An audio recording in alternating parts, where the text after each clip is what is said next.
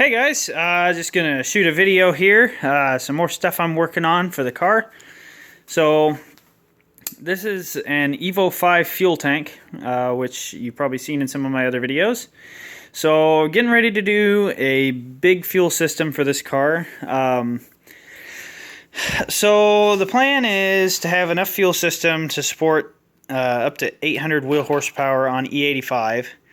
And the way I plan to accomplish this is running dual Walber 255s. So dual fuel pumps are a lot more difficult to do on the Evo 4, 5, and 6 than it is on the Evo 8, 9 because of this smaller pump hanger.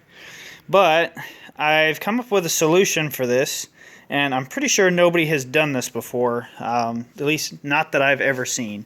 So the plan is, as you can see here, how this works stock is this is your factory fuel pump hanger, and this bigger line here is your fuel feed line, and the smaller line is your fuel return. Okay, so your pump goes right into this feed line, that outputs, goes around up to the fuel rail, comes back through this return, and underneath here, this goes through what's called a Venturi valve. So these things cause a lot of problems for guys with big fuel systems on Evos. How it works is fuel comes in here through your return, and then it goes down through here to the tank, but as it passes through here, the pressure creates a draw on this side. So this draws through here and pulls fuel out of this side of the tank, because you can see there's a hump here. So the fuel pump doesn't just get this fuel naturally, it has to be pumped over, and the way they do that is with this Venturi valve. So, but you can see, if you can see in there, that is a huge restriction to the fuel return. When you upgrade a pump on these, the additional pressure that it creates causes the fuel leveler not to keep the tank level on both sides. And it's really finicky. From what I remember, with a 255, you drill this out from what it is to, I think it's 7/64, and that works fine for a single 255. But with as much fuel flow as I'm planning on pushing, I need a lot more than just one 255, and I'd really like to get rid of this system. So here's what I've come up with, okay? So this over here, all this bracket does is, this is one of the two fuel levelers. So there's a fuel leveler on both sides, and that all those two things do is they monitor the fuel level on both sides of the tank, and then that information gets sent up to your fuel gauge so you know how much is in your tank. So that's all the electronics that's on this. And if I pull this out of here, you can see what it looks like. There's just a small filter. This is hard to do with one hand. Okay, so there's a small fuel pickup filter, and you see the leveler. So that's all you have on this. It's pretty simple, and what I've noted is that this ring and this ring are the same size.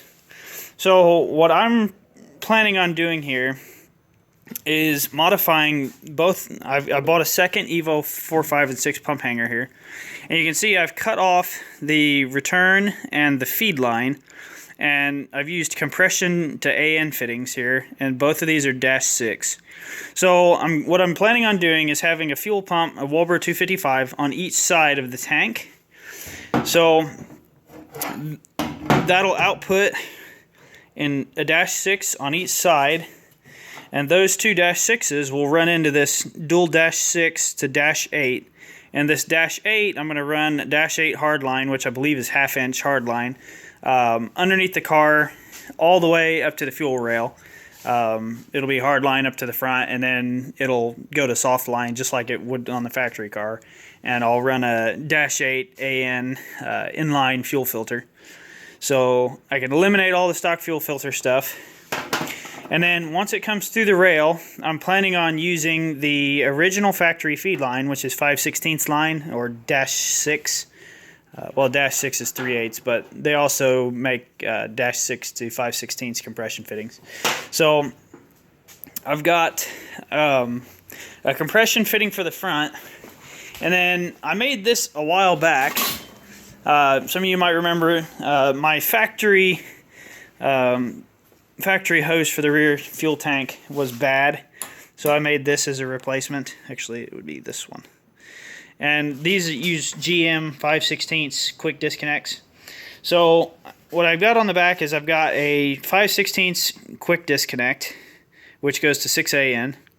And then, like I said, that stock feed line will be my new return. So it'll come back, and instead of running through this, these will be cut off, and they'll be identical to this one.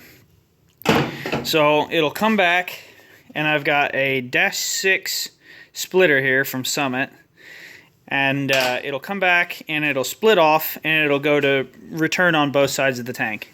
And it should stay pretty level because of the diameter of the hard line at 5/16, that necks down a lot.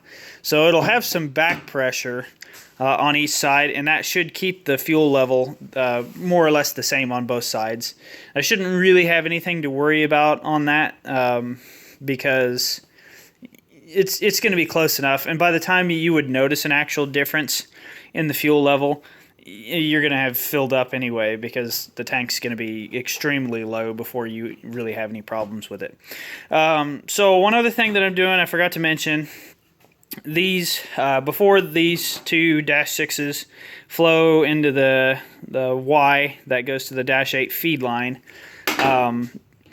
if you get low on one side of the tank, like I said, I don't think this will be an issue, but if I were to get low on one side of the tank, the one thing that is a concern is you don't want one fuel pump pumping into the other and losing rail pressure. So what you do is they make AN check valves, so fuel can only flow one direction through these and not the other. So what you do is you have a check valve on each one of these, and before they go into this Y that goes up to the front. And if one side loses fuel pressure, then this check valve will keep it from flowing from flowing into the other. So rail pressure may drop a little bit if I lose a fuel pump or if I get low on one side of the tank, but I should still have enough fuel that I should be safe. So that's the plan anyway. We'll see how it all works out, but I think it'll be a lot better than it is right now. This setup is terrible. They gave me fuel access doors here in the back seat so that I can access the fuel tank, you can see. But those are completely useless because these hard lines prevent you from getting your fuel pump out. It's a really poor design. But if I lose a pump with this new setup, you can see I'll be able to get that out of that access hole. So lots of things will be remedied all at once, which is pretty cool. But I'm pretty happy with this design. I think it's going to work really, really well. We'll see how it actually goes implementing it once I get started on it. But anyway, so that's the big reveal, guys. That's how I'm planning on setting this fuel system up. I've already got an adjustable fuel pressure regulator in the bay. And the fuel rail has already been adapted to 6AN, as well as the return and the stock feed in the bay has already been converted. So that'll be the new return. Anyway, I think it'll be a good system. So anyway, some of you guys, I hope, were able to use this information if you've got an Evo 4, 5, or 6, and you want to get a little bit more fuel flow out of it without going to a completely built fuel system with external pumps and all that stuff. I think this should get you to pretty much whatever power goal you want without breaking the bank. Walbur 255s are inexpensive pumps, and they have a pretty good flow, and they're pretty tried and true. So it was just a shame that nobody had come up with a dual pump solution, because you can't fit two pumps. At least I don't think you can. Like, if you could, it'd be unbelievably tight. But I'm pretty sure that there's just no way to actually mount two pumps on one one of these, but Mitsubishi was nice enough to make these plates both the same size, so we'll see how it works. Anyway, guys, stay tuned. There's a couple more upgrades I've done to the car, and I'm really looking forward to being able to get a video of it up and running. So I've done AEM True Time cam gears, ARP cam bolts, and the car is now running with GSC R2 camshafts, and it sounds great, but as there's no fuel system, I can't start it up for you. But with that said, all I have left before this car gets tuned is I need to finish this fuel system. This intercooler needs to be upgraded because the stock Evo 8 intercooler doesn't flow enough for the horsepower I want to run. That's all it needs before tuning, and then before actual road driving I need to get an oil cooler, and I need tires. So those four things will have this car pretty much completed power wise. So here in a couple more weeks it should be out and about once the weather warms up. And there should be an update on the fenders here soon as well, so look forward to that.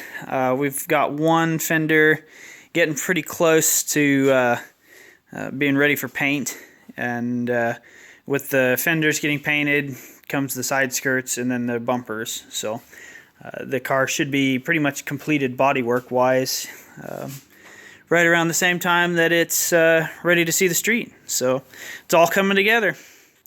Anyway, I'll see you guys next time. Thanks for watching, and stay tuned.